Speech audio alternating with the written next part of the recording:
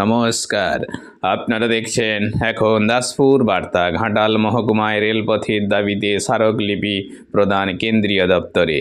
ঘাটাল মহকুমার সাথে দেশের বিভিন্ন স্থানে দ্রুত যাতায়াত, শিক্ষা, স্বাস্থ্য, বাণিজ্য প্রসারী মহামনি শ্রী ঈশ্বরচন্দ্র বিদ্যাসাগর, শহীদ ক্ষুদিরাম প্রমুখদের পুণ্যজন্ম তীর্থক্ষেত্রে পৌঁছতে রেলপথে সংযোগ ঘটানোর দাবিতে 5ই মার্চ বুধবার কেন্দ্রীয় সরকারের বিভিন্ন দপ্তরে অভিযান করা হয়েছে বিদ্যাসাগর রেলপথ মিশনের পক্ষ থেকে।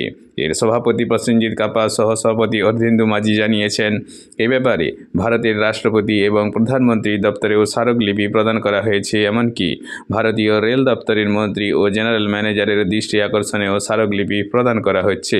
বিদ্যাসাগর রেলপথ মিশনের সৌজন্যে। রিপোর্টে Shyamsundar Dolai. Like and follow with subscribe এখন দাসপুর বার্তা। এই দাসপুর বার্তায় যুক্ত হন, আলোর পথে এগিয়ে চলুন।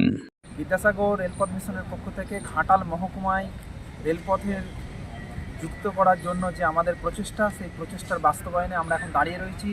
প্রেসিডেন্ট যে দপ্তর, অর্থাৎ আমাদের যে রাষ্ট্রপতি দপ্তর, সেই রাষ্ট্রপতি দপ্তরে আমরা স্মারকলিপি জমা করলাম। আমি সেই স্মারকলিপির কপিটা দেখাচ্ছি এবং এই যে একটু আগে রিসিভ হয়েছে এই সেকশনটা আমি দেখাতে বলবো।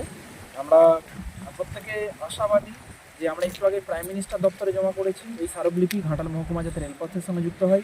এখন প্রেসিডেন্ট অফিসে জমা করলাম। কিছুক্ষণের মধ্যে আমরা রেলমন্ত্রী মাননীয় অশ্বিনী বৈষ্ণবের যে দপ্তর রয়েছে সেখানে যাব রেল ভবনে জমা করার জন্য।